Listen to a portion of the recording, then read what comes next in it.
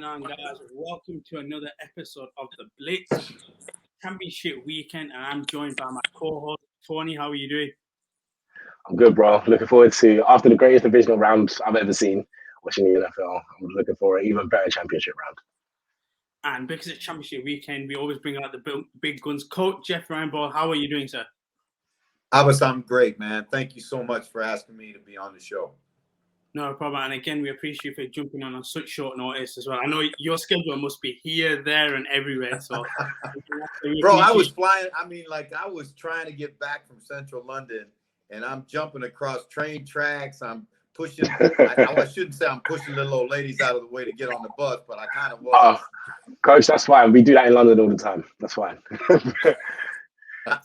So, with that being said, Toni, you kind of hit the nail on the head. I think we had the best divisional round games at that weekend that I could ever remember, and that has led us to these two games coming up. We're going to start off with the AFC game. We've got Cincinnati Bengals versus the Kansas City Chiefs. Coach, I'm going to go to you first on here. Obviously, we know that this is between two elite quarterbacks, but I want to know from your point of view, how much of a factor will the quarterbacks be in terms of this battle? Well, Abbas, when you get to playoff football, and particularly the deeper you get into the playoffs, the quarterback play usually becomes a more important factor each round. And when you look at these two teams, you've got two of the best in the league right now. They have very, very similar backgrounds, right? Joe Burrow's father, Jimmy, was a great player at the University of Nebraska, then played in the Canadian Football League, and then coached in professional football in the Canadian Football League, and then went back and when his kids started to get to high school age, he took them back to the United States and coached at the University of Ohio. So here's a kid that's been around high-level football and high-level competitors his whole life. So it's not too big for him. And then Patrick Mahomes, on the other hand, is exactly the same story, just a different sport. His dad was a pitcher in Major League Baseball. And so, they grew up different than you or me or Toni grew up, right? They grew up around this game, around high stakes games, around, he understands it. And so, they transcend the moment, and that's hard to do, right? Especially when you're a young player. And Patrick Mahomes has only been in the league 4 years. Like, he's done so much in those 4 years. We think he's a veteran, but he's still a young guy. And Burrow's in his second year. And the unique thing is that both of them are surrounded by incredible supporting casts. And if you want to know the secret, and I know Toni's a big Denver Bronco fan, right? And so, to me, you look at the Broncos and you say, yeah, you got Noah Fant, and you got some guys now, right? You got KJ Hamler, you got Cortland Sutton, you got some people, right? And so the key thing is getting a young quarterback and putting people around him. And both of these teams have done that, and that's why they're in this round. I think I want to stay on that point with the young quarterback and putting people around him. And I'm going to ask yourselves this later on, but Toni, will go to you first. One of the things with when you look at Joe Burrow, we talked about the offensive line and how he has been sacked. And the draft, they had the opportunity to go with the offensive line. He obviously said, give me my wide receiver. When you look at that, how important was that now, looking back in terms of making that decision to get JaMarr Chase instead of bolstering that offensive line? Well, I feel like, listen, I've never played a high-level sport. I feel like I played sport to some extent. But when you just have a connection with a guy, right? And we saw that at LSU with Burrow, Chase, and Jefferson. So when the Cincinnati Bengals drafted Chase, we all knew, you know what? This is because of that connection. We saw it at LSU. We saw the crazy season they done where he won it. And I wasn't really surprised. And listen, JaMarr Chase is ridiculous. He's a ridiculous wide receiver. I feel like right now, what was it against the Chiefs in week 17? 266, brother. 266. 266, 3 touchdowns. That's ridiculous. We've never seen that from a rookie before. And that is because of their connection. He even said it in the post game. He was like, F it, I know just Chase is down there. Sometimes I can just throw, and I know that my guy's down there. So listen, there's nothing like putting someone that you've had so many reps with. If you do things in repetition, they will have the timings, the movements, everything together. So you can see why like they have such a great connection, and Cincinnati is reaping from it right now. And coach, from your point of view as a coach, when you look at the connection between JaMarr Chase and Joe Burrow, how, if you're on the other side, the Kansas City team, how do you go about stopping that? What are you scheming? What are you thinking? Are you looking to double up on him, or how are you going about that? Well, you know, Abbas, when you look at these, and I'll put it in a broader context, right? There's 4 teams left at this point in the tournament, right? And every single one of these teams has multiple threats. So, you know, if you look at San Francisco, you say, okay, we're going to take Debo out of the match, right? Well, then what are you going to do with Mitchell? What are you going to do with Kittle? I mean, there's all, you know, they're all over the place. Kansas City, we talked about. The Bengals are the same thing. The guy that I think is really the X factor in this game coming up is Joe Mixon, because he didn't get a lot of touches last week, but he did score a touchdown. He had a 28-yard run, I think it was, for a touchdown. Joe Mixon is a good football player. And if they're going to say we're going to put all of our resources on stopping those 3 wide receivers, yeah, they might be able to hold them down. But you're talking about playing with a very thin box, and Joe Mixon can hurt you just as bad as those receivers can. So, you know, I think it's going to be really, really interesting. The key thing to me in that one, Abbas, is Kansas City has been there, done it, right? It's in Arrowhead. Now, I have coached in that stadium, and let me tell you something now. When they sing the national anthem, and all of a sudden 80,000 people go, and the home of the Chiefs, dude, it is electric, right? And that's what makes what the Bills were able to do even more incredible to me, because that crowd was so loud at the end of that game. How they ever got a playoff, I don't even know. So Cincinnati is a young team that's never been there before, and that's where I think Kansas City has the edge. They're playing at home. They've been there before. They've come back in these kind of games. You know, a couple of years ago, Cleveland had them on the ropes too and couldn't finish them. Cincinnati's going to, if Cincinnati gets ahead, they got to keep their foot on the gas, and they got to stick the knife right in their heart, or Kansas City will come back. I was going to say to you, Tony, on Jeff's point there, is this the key for Cincinnati to win the game? You've got to play from the front. Or because the reason I say that is, if you remember week 17, correct me if I'm wrong, they were playing from behind and they won the game. Yeah. So in this particular environment now, seeing what the Bills nearly pulled off, are you looking at Cincinnati to say you have to play from the front, or can they be down a score or possibly 10-0 and still be able to come back and win this type of game? This is the thing with Kansas City and Mahomes. Like, to beat them, and don't take it from me as a Broncos fan who's never beaten Kansas in the past. What is it, 13 straight now? But one thing I've seen teams, how they beat Kansas, is that you've just got to keep the ball away from Mahomes as much as possible. Like, that's literally, you can't even give Mahomes 13 seconds anymore.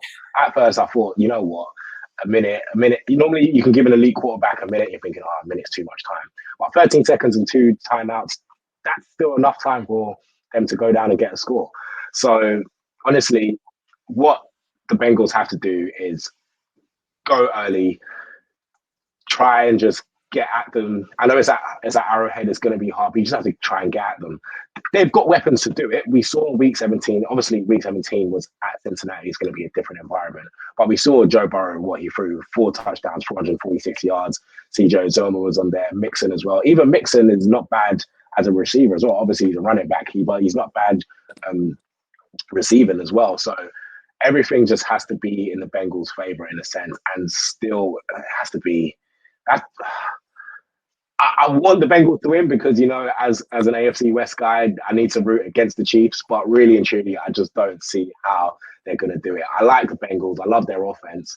And against that Kansas City defense, who are not great, like we saw, they can get beat up. They got beat up, that Kansas City pass defense against, obviously, Josh Allen, who's a very good receiver. But Gabriel Davis got 4 touchdowns. Imagine what JaMarr Chase is going to do.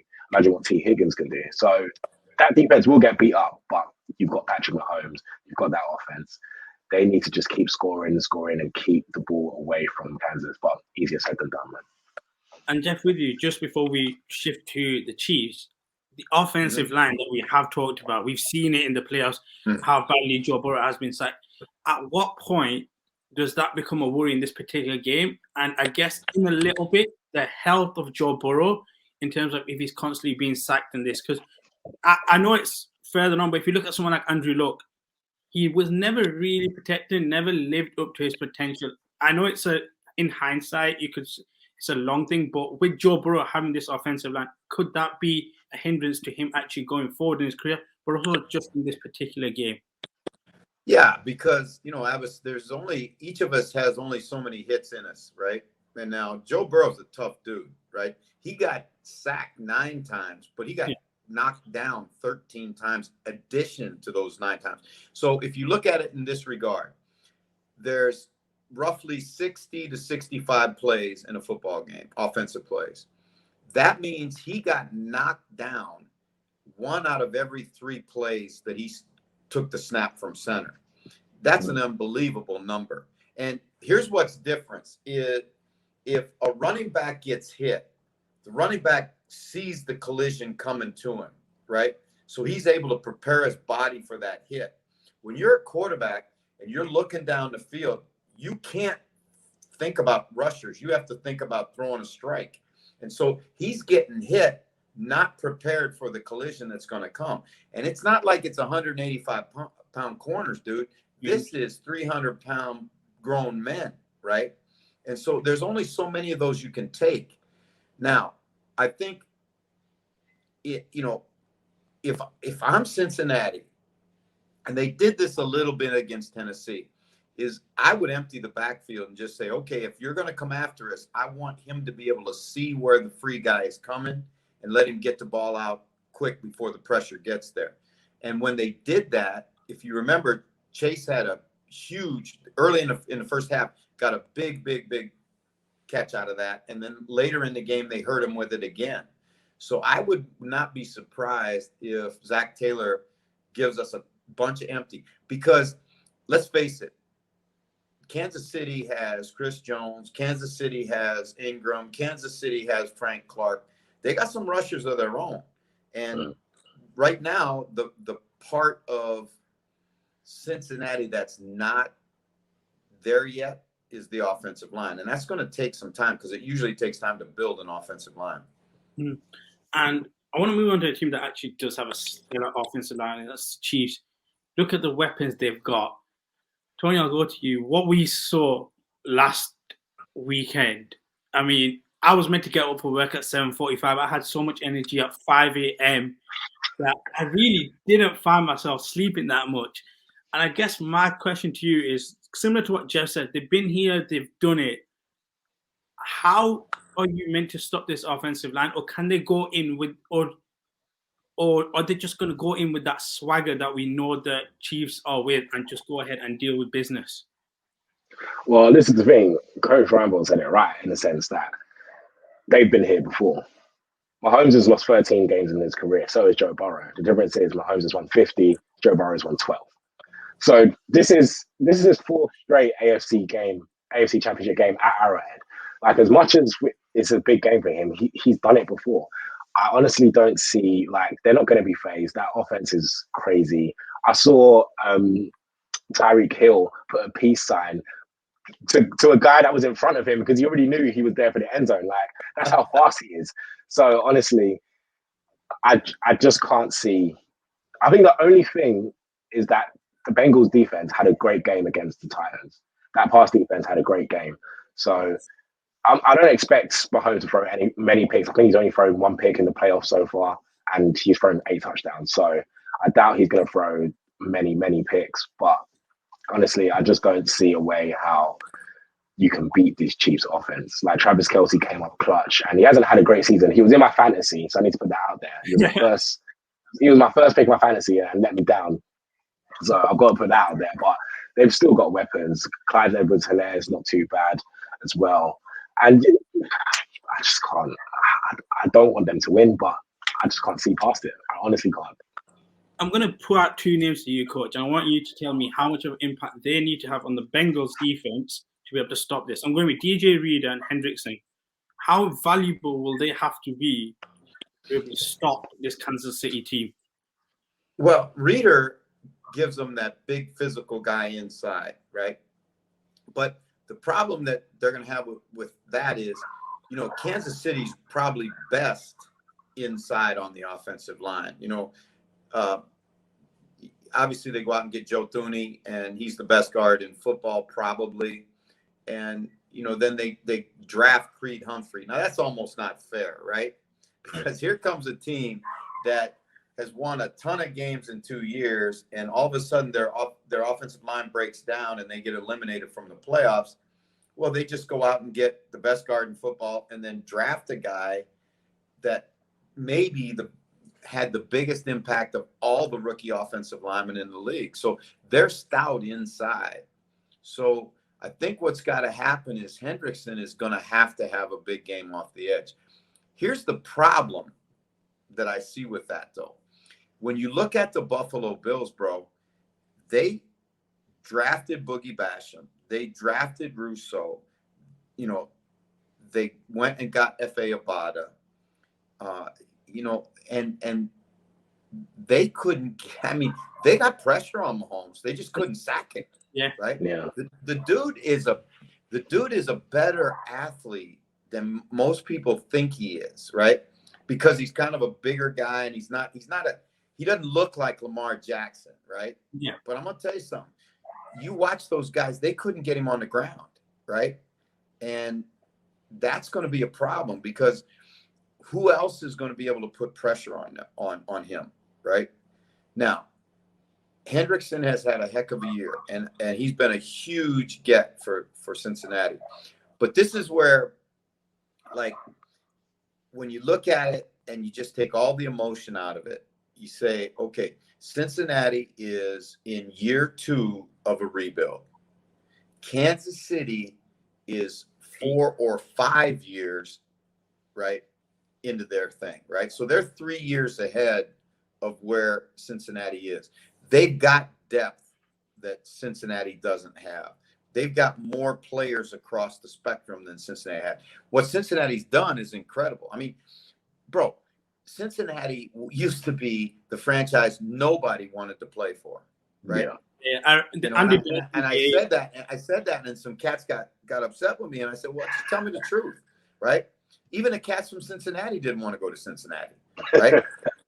But now, because of the Joe Burrow factor and the JaMarr Chase factor, Mike Hilton leaves the Pittsburgh Steelers, who are a perennial playoff team, haven't had a losing season in 15 years, and he leaves them to go to the bottom-dwelling Cincinnati Bengals. Are you kidding me?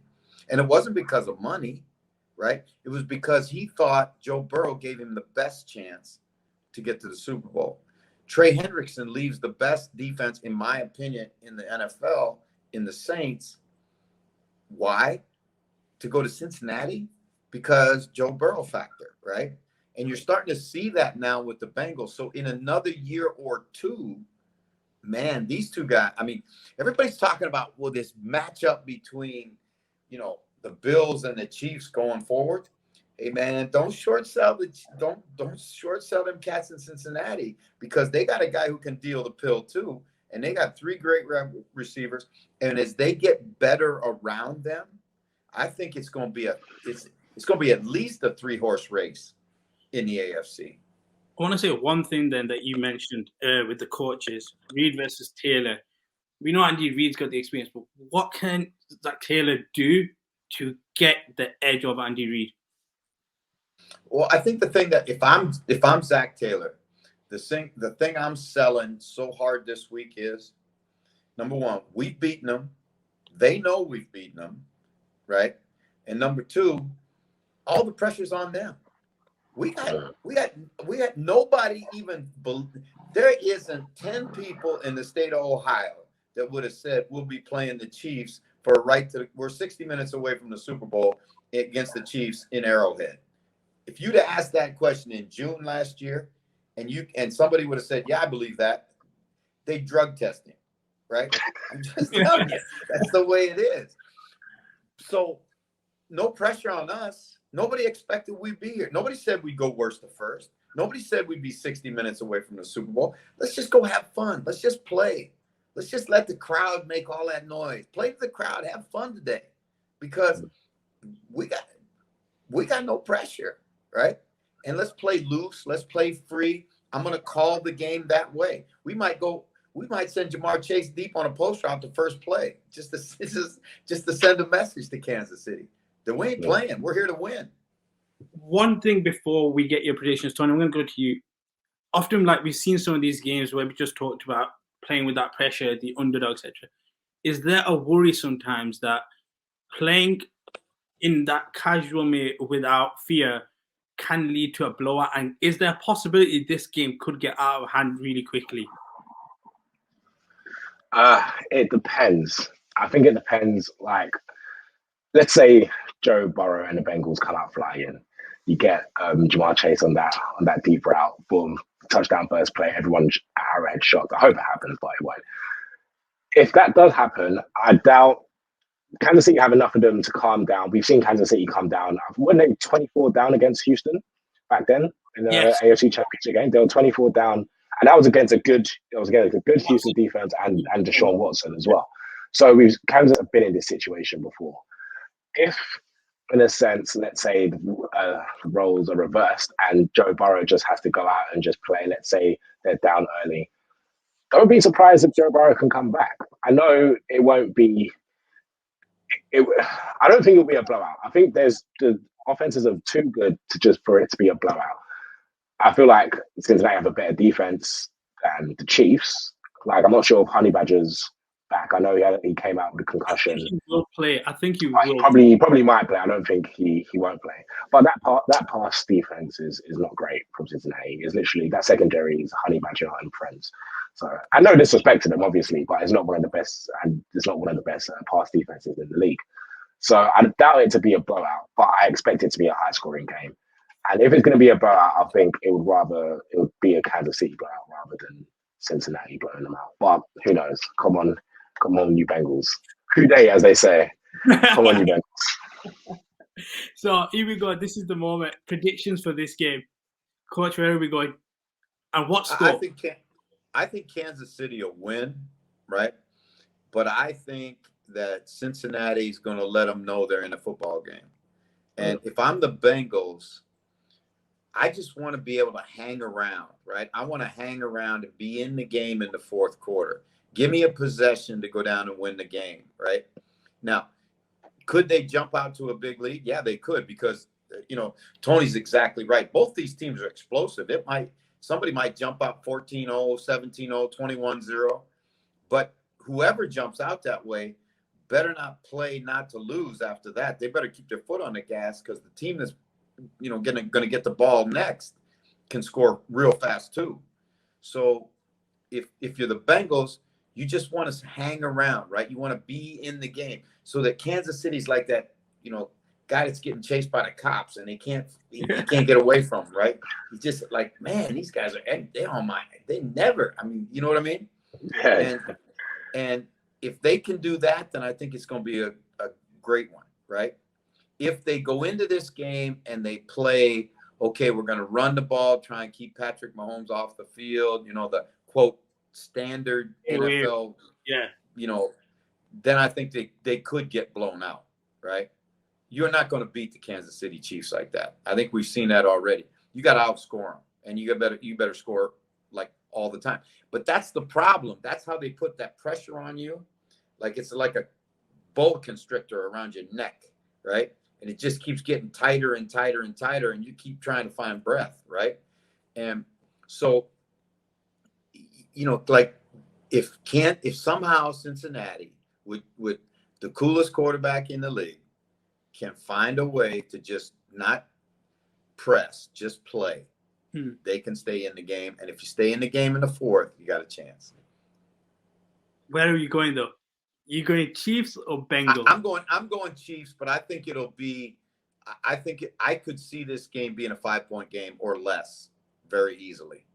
What about you, Tony? bias aside, where is the head going?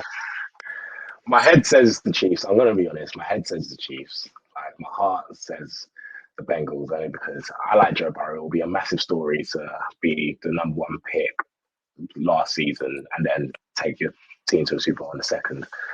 But let's be honest, it's the Kansas City Chiefs. It's their 4th straight AFC Championship game. It's at Arrowhead. There's so many things going against them. I'm going to use my head and say the Chiefs are going to win. But because I'm a Broncos fan, come on, you Bengals. Who day? I want to say last minute, Evan McPherson, field goal. Oh, I love it. I love it. But let's say 33-30. 33-30. I'm going to Bengals. go Chiefs. I think as much as I think this is going to, I think the Bengals are ahead of their time, 1 season too early. And that's why I'm going to stick with the experience of the Chiefs. But I'll sit here and be very happy to see the Bengals in the Super Bowl. But I think there's this little it factor with the Chiefs that I think gets that added excitement if they're in the Super Bowl, I think. But I'm going to move on to the next game, the NFC Championship. And this is a bit of a treat because it's a divisional game. We've seen this twice before. And if you're Sean McVay, you've lost 6 times in a row. So I'm going to go to you, Coach, on this. To start off with, how much of a factor will the regular season games be in this particular playoff game? Depends on who you're talking to, right? Because if you ask that question to Sean McVay, he's going to say not at all. If you ask that question to Shanahan and he's really honest, which he might not be, because he might give you the coach speak and say, well, each week's a new week, is da. But I'm gonna tell you something. You'd much rather have 6 wins under your belt than getting punched in the nose 6 times. And you say, well, it really doesn't matter. Well, it did matter, and it mattered a bunch. And you can't take that back, right? So this game to me is going to come down to so much like I love boxing. That's like maybe my second favorite thing, right? And so Mike Tyson said one time, everybody's got a plan till they get punched in the face, right? You know what I'm saying? And so I think the best 12 minutes in sports history, and you young cats probably don't even remember these dudes, but I'm telling you, go to YouTube and watch it, right? Hagler Hearns in Vegas. Yeah, okay? see that. So when you look at these two teams, the Rams are Tommy Hearns, right? Big, tall, long, great reach, great jab. Had the Jerry curl working. He was sweet. Everybody, he was like the consummate boxer, right? And then there was this other guy, Marvin Hagler, Brockton, Massachusetts, 6 inches shorter, didn't have the reach, shaved head, like he'd take 4 punches to give you 1, right? And what happened in that fight was early in the fight, Hearns bloodied Hagler. As a matter of fact, there was a standing 8 count, and the ring doctor had to come in the ring, and they were going to stop the fight. I think it was the start of the 2nd round. It only went 3 rounds. And when Hagler sensed the blood and where he was at, he went he got in the ring and he chased Hearns around that ring, and he just threw blow after blow after blow after blow. And eventually it was a TKO in the 3rd, right? That's how I see these two teams. The Rams are the pretty team, right? The Rams are the team that spent all that money, got all these superstars, all this stuff. And San Francisco's this team with, they got some guys now. I'm telling you, they got stars, but they got a quarterback nobody wants, nobody likes. They don't even like him, right? You got a fat wide receiver who runs like a running back, right? But all he does is make plays. Like I looked at the Rams game today. I went back and looked at Week 18 again today. And I'm gonna tell you something. Deebo Samuel, he took over that game in the second half. He threw a touchdown pass. He caught a bunch of long passes. He ran a ball for a touch. He took over the football game.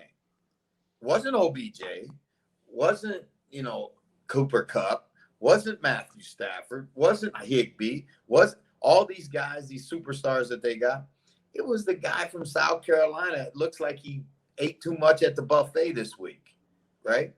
I mean, but he's a baller, dude. And there's guys that are Showtime guys, right? And when it gets the nastier it gets, the nastier they get, right? And that's what I think that the 49ers have that I'm not sure about the Rams. And I like the Rams, right? But look at this Rams team. Up 17 to San Francisco, loses. Up 24-3 to a beaten up Tampa Bay team that doesn't have 3 of its starting wide receivers and its starting right tackle, and still almost screwed it up, right? So until they show me that they can play from ahead, that they can hold that they get a killer instinct, I'm going to say San Francisco. So it's interesting you mentioned these points because me and Toni have kind of had a similar thing on this, and it's the Stafford Sean McVay thing. And what I say about Stafford is I think he's an upgrade to Jared Goff. But as to how much, because if you look at Jared Goff, he got you to a Super Bowl.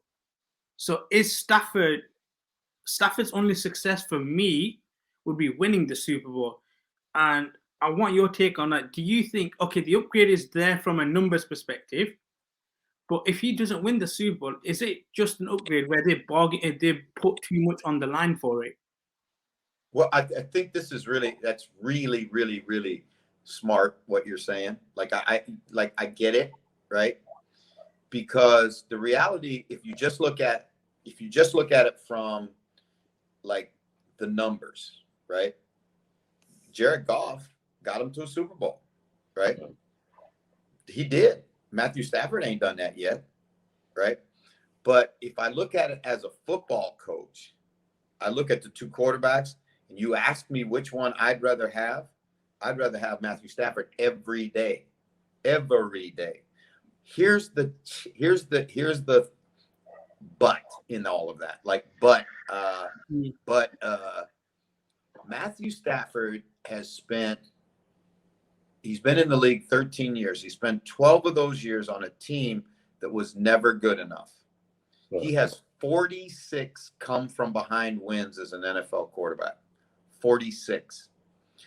But he's a little bit the product of those 12 years, because when he gets in big games, right, the tendency is to take chances that he doesn't need to take, because he feels like from all of that experience in Detroit that he's got to win the game by himself, because in Detroit he had to.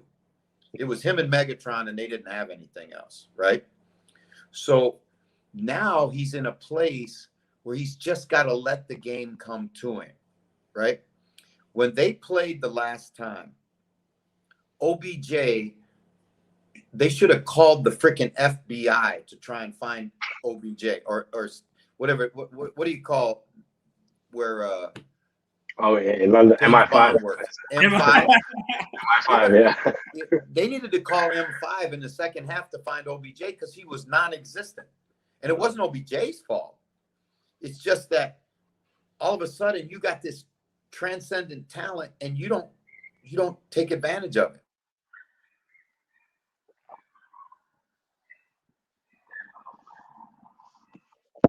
As a coach, where you don't think about plays, you think about players, right? Where you're gonna put the ball in the hands of your best players, right? And OBJ, in my opinion, is one of their best players. So you better get the ball in his hands in crucial moments.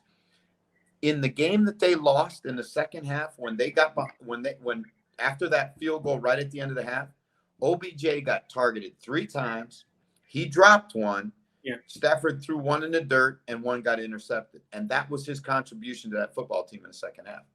I love Cooper Kupp. I think he's the most all-around receiver in the league right now. But he can't do what OBJ can do, and that's win one-on-ones and take a play and put 7 points on the board like that, right? Yeah. And so Stafford just has to realize that he doesn't have to win it. He's got weapons. Just take what the game brings to you. I'm going to ask you this as a coach, when you've just mentioned, because I've said, and I've been known as somebody who's not the biggest fan of Odell, but not because I say he's You're not an a Odell necessity, hater. Just say it. Just say it. not a You're an Odell necessity, hater. luxury. I think Odell at this moment, where he's with the Rams, he's a luxury. He's not a necessity, from my personal opinion. When you just mentioned about Cooper Kupp and Odell, do you slowly then, especially in this game, try to make Odell a bit more of a focal point if you were coaching here, or do you continue with Cooper Kupp being one and then Odell being 1A? Okay, I see it this way. Like, you can do things with Odell Beckham, right? And Van Jefferson's a good player too, right? So let's not sleep on Van Jefferson.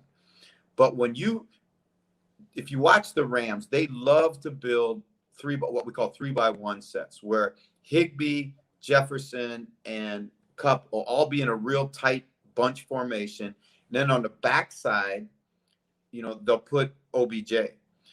Well, you need to take advantage of that, because the reality of it is San Francisco is chewed up at corner. They don't have a corner that can play with Odell Beckham the entire game one-on-one. So if they're going to you got to pick your poison now if you're the 49ers. If you're going to play the safety over the top of the three-man side, that means you're one-on-one on the backside with Odell. And they had that the last game, and they didn't take advantage of it. I'll be shocked if we watch the game on Sunday and you get that 3-by-1 formation again, and they don't go back to OBJ again and again and again and again, right? And they don't have to all be over-the-top plays, but throw the slant, throw the hitch, throw the slant, and then throw the route we call sluggo, which is a slant and go, because that safety can't get back and help that corner, right? So I'm sure McVay will look at the tape and see what he had that they didn't take advantage of.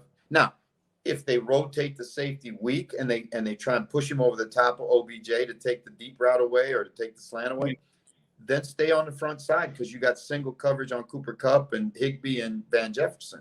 So it'll be a chess match, right? And it'll be interesting to see who stays true to their, to what they need to do. I didn't think the Rams, to be honest with you, and I'm a big Sean McVay fan, right? I didn't think they called the second half of that game very good on either side of the ball. So, somebody asked him this week if Shanahan was in his head, and he said no. Oh, yeah. I'm not sure I believe that. I mean, from a Saints fan, there's another reason for me not to like the Rams. They got us in the championship game where it was a pass interference, and now all you had to do was finish off a 17-0 lead. We did our job against the Falcons. We were going to be in this position, and now I'm sitting at home. So I'm personally rooting for the 49ers. But Toni, I want to ask you one thing. Coach has talked about the offense side of things. On the defensive side for the 49ers, they sacked Stafford 7 times over them 2 games. We've got guys like Bosa and stuff. How is the defense meant to stop this happening? I mean, how is the offensive line meant to stop the San Francisco 49ers from getting to Stafford again? Well, I don't think they can, in the sense, like with the San Francisco's, like, their front four. San Francisco are a stacked team, right? We know they're a stacked team. They're good on defense. Stafford threw 2 interceptions in each loss against San Francisco. So really and truly, I'm not sure if LA can try and stop San Francisco's pass rush. It's just the fact that they just need to stop the QB hits as much as possible. Easier said than done, of course, and play their game, right? I feel like that's the only way, in a sense, that the LA offensive line can kind of do it. As I said, it's easier said than done. Coach, if you tell your offensive line to, like, stop, like, let's say your quarterback's getting hit so many times, you'll tell them stop this, stop the blitz, stop the whatever. It's easier said than done, right? He could get sacked again. You just never know. So honestly, I feel like San Francisco's gone. And Toni, you're exactly right. And one of the problems that the Rams have is, there's 2 answers for pressure, right? You can keep the back and the tight end in and chip. You can basically go 2-on-1 on the defensive end, right? Or you can try and out-throw it. And the Rams' answer has always been to try and out-throw it. It's not been to keep the back in and chip the end and all that stuff. And the matchup that's the one that I want to watch the most is the Rams' right tackle Havenstein against Joey Bosa. That's not a fair fight at all. And if the Rams leave Havenstein one-on-one with Joey Bosa, Stafford's going to get hit in the game. Now, he may not get sacked a bunch of times, but he's going to get hit and he's going to get hurried, because we keep sacks because they're kind of a sexy stat, right? But when you look at the game schematically, what you want to do with your rush is make the quarterback move off his spot where he wants to throw, or you want to hurry him up so that he has to throw before he's ready to throw. And that's going to be the big thing with this four-man rush from San Francisco. But I'll give DeMeco Ryans, the defensive coordinator from the Niners, big props, because in the second half of that game, the last time they played, twice in the game, and I'm going to diagram this, I think, on the telestrator for the fans at Sky, twice in that second half, he dialed up a five-man pressure and put Stafford on the ground. He sacked him. So, and that's not they don't like to do that. They don't want to put their DBs in that situation, but he saw an opportunity and took advantage of it. Just quickly on one player before, I just want to touch on the Rams. Whitworth, how vital will it be for him to come back healthy in this particular game, Coach? Abbas, it's big. It's bigger than big. It's huge, because if you look at their running game, they're almost exclusively left-handed, and Andrew Whitworth plays left tackle. They run the ball to their left side far better than they run it to the right side. No Boom's not nearly, Havenstein, they're not nearly as good of blockers on the right side. So they need him back for that. And then they also need him back to because the San Francisco dresses 10 defensive linemen. So they're rolling fresh guys on you the whole game, right? And that wears an offense down. And so if they don't have him, I think that's a big, big loss for the Rams. And Toni, I'm going to go to you on the flip side. So San Francisco's offense versus the LA Rams defense. Who has the edge in that battle? Because then we talked about how versatile the San Francisco offense is, but it's not got, again, like the Rams' big names. On the flip side, you can argue the same way. The Rams have the names, Ramsey, Von Miller, etc., but the 49ers don't. Talk to me about that little battle there, and who do you think might have the edge? The Rams defense, 100%. I feel like, listen, my guy Von Miller, he's doing well in LA at the moment. I think he's got a sack in his last 6 games. And unfortunately, Jimmy G has not been playing great recently. In his last 4 games, for those that like QBR, he's been getting a sub -90. He didn't throw a touchdown against Green Bay. It was more Debo doing all the work. So, and as Coach said, no one likes Jimmy G. San Francisco don't like Jimmy G. Jimmy G is not going to take this game by the scruff of its neck and do what he needs to do, because he can't. We saw it in the Super Bowl. Jimmy G is not that guy. Kyle Shanahan likes to run that West Coast offense. So I guess they're going to try and run the ball down the Rams' throat. And that's what Kyle Shanahan does. But again, Elijah Mitchell, in his last 3 games, he's getting 3.6 yards per carry in his last 2 games. So even he's not having the greatest times running the ball right now. So I really think the Rams defense, listen, we saw what Aaron Donald done against Tom Brady in that Tampa O-line. He was just having a field day. They tried to double up on him. It still wasn't working. So when you got people like Aaron Donald, Von Miller, Jalen Ramsey, it's a stacked defense. I honestly feel like, and this is no disrespect to the San Francisco 49ers, and again, this season as well, George Kittle hasn't been the George Kittle we've seen. He's still been playing well, but he's been blocking a lot recently. I think like Kyle Shanahan wants him to get him blocking a lot, and we need to see. I know he made a ridiculous catch at Green Bay. I forgot what play it was, but he made that ridiculous catch. But he's been blocking a lot too, and he's gonna have to be blocking a lot, especially against that Rams pass rush. So I feel like the Rams have the upper hand when it comes to defense versus offense, but that's just down to, and that's no disrespect to San Francisco's offense, but Jimmy G isn't that guy. We saw it in the Super Bowl. He's not that guy. they drafted Trey Lance for a reason. If you draft a QB in your first round for a reason, it's because you look at your quarterback and you see you are not that guy. You are not the guy to take us to the future. So, and as Coach said, with these games, it's about quarterback play, right? Some people like to quote, you're only as good as your quarterback. And I just don't see Jimmy G taking this game by the scruff of the neck and beating that Rams defense. Are you on a similar wavelength, or do you think, Coach, that this offense can get the upper hand on the defense? Well, it can, but again, it's Will it, though? it's going to be really difficult, right? And I thought that, I think when a Rams staff goes back and looks at the tape of the Week 18 game, they'll see that they gave a San Francisco team that was on the ropes, they gave them a chance to breathe. And when they gave them a chance to breathe, they jumped back in the game, and then the momentum changed on them, and they couldn't get it back. I think what they'll probably learn from this is they're going to press the issue now from the start, right? You're not going to play, from ahead and say, okay, well, now we're going to try not to lose it, right? And Raheem Morris did the same thing on defense. He's got to turn loose that front. I mean, he's got to take advantage of the fact he's got Jalen Ramsey. And I know Jalen Ramsey got beat by Evans last week, but Evans has had 8,000-yard receiving years in a row in 8 career years. Nobody in the history of the NFL has ever done that. Nobody, right? Mike Evans has beaten a lot of guys. So you don't let that one play make you think that Ramsey can't cover. He can take anybody that they want out, including Deebo Samuel, out of the game if they will do it, and then play what we call +1 everywhere else.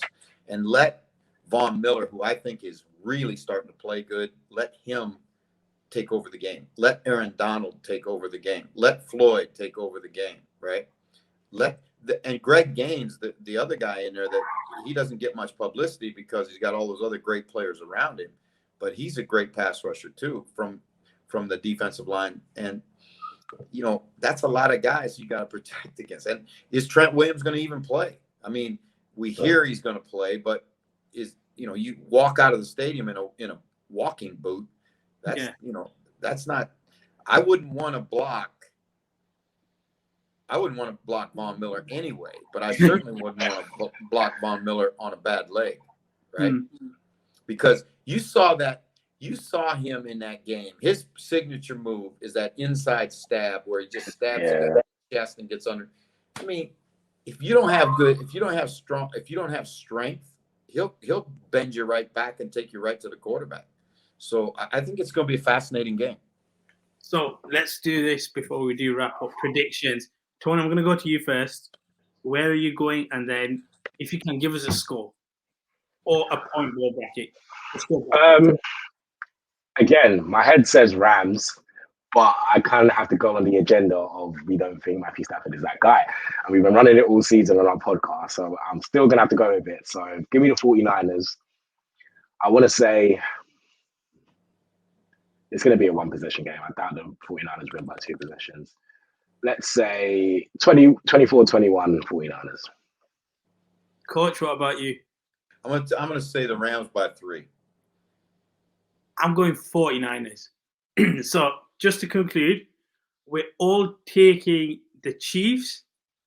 Me and Toni are taking the 49ers, and Coach, you're taking the Rams. Yes, I am. Perfect. Before we do wrap up, there is one bit of news I want to touch on, and it's apropos that we've got yourselves here, Coach. Sean Payton left the Saints, and I want to know from your perspective, when you look at someone like Sean Payton, being a coach yourself, for people who don't see what happens on the inside, how much of a genius was he, and how has he changed the culture in New Orleans? I'll tell you what, I'm gonna go back to I think it was 1984, 1985, somewhere in there, and I'm in Philadelphia, and I'm going to visit a friend of mine at San Diego State, and we go out to dinner, and then we go back to the office, and we're going to look at tape. And there was a young offensive graduate assistant, a young coach there, who he didn't have any money, so he didn't go out to dinner with us. And he ordered pizza, and he was drawing plays on the pizza box when we got back in the office, right? And I remember talking to the kid and thinking, man, this guy's a sharp dude, right? It was Sean Payton. And later, you know, I had a chance to be around him a little bit, and he has always been an offense. I don't like that term genius, because genius is, you know, cure cancer and solve world peace issues, right? But he's as smart offensive football coach as you can find. He came into New Orleans at a time when New Orleans was on its knees. And I mean, it was on its knees. Hurricane Katrina had just blown through town. And we played in the Sugar Bowl in New Orleans the next year. And even a year later, January of 2008, it was a mess. I mean, it was like a war zone. And the city was totally like their pride had been taken away. And he somehow made the Saints the city's reason to believe, right? And, you know, that was the start of a, you know, I don't know, it's been 13-year love affair between him and the city of New Orleans. I think it's going to be a huge, huge loss to the Saints. I think it's going to be a huge loss to New Orleans. It's going to be a huge loss to the state of Louisiana. He says he wants to take some time, and I get that, because, guys, I'm telling you, coaching in pro football is a meat grinder. I mean, it is a meat grinder, and especially hard on head coaches, because everything is your responsibility. Like for me, I got a piece of the team that I'm responsible for, right? The head coaches, they have everybody and every issue and every problem and every salary discussion and every, right? So it does wear your ass out.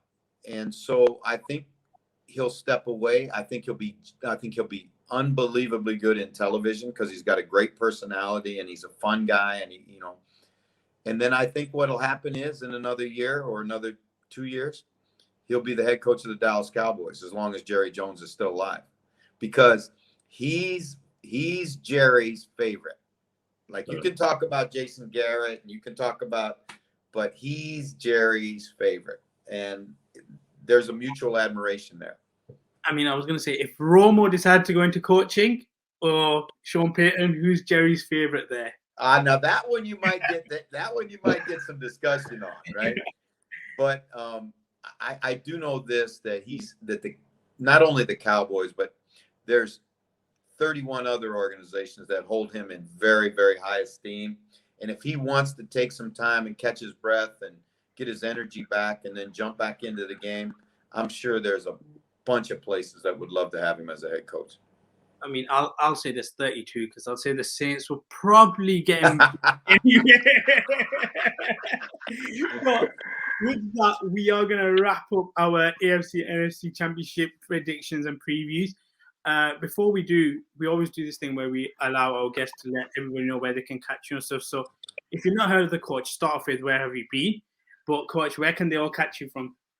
They can catch me on Sky Sports NFL. You can get me at Twitter, Jeff_Reinebold, on Instagram at JReinebold. Catch me on the street of London any day while I'm here. I'm always cruising around. And please, like today, I had 3 people stop me on the street. I love talking football, right? We're going to do if you're in Ireland, we're going to do a free clinic for any player, coach, or any fan that wants to spend. We're going to spend 2.5 hours and just talk ball with the people in Dublin next week. And all proceeds of that will go to support football in Ireland. And, you know, I just really think that we have a responsibility to give back to this game that's given so much to us. And what you guys are doing is awesome. And what I want you to do is now tell us how we can get more of you, because I'm going to retweet this. And we got 33,000 Twitter followers that are going. I want them to know what a job you guys do. Well, if you want to, you can catch us on the Zone LDN YouTube channel. The Twitter page is the Zone LDN, and the Instagram page is the Zone_LDN. How does that sound for you, Coach? That's great, because young cats like you who talk ball, young cats like you who understand the game and talk about the game, you're the future of the game. So I appreciate you. We appreciate your kind words. That we are going to wrap up another episode of The Blitz. Again, thank you for coming on, Tony. Appreciate you as always. And with that, love and peace, guys, and enjoy the championship football. Aloha. There we go.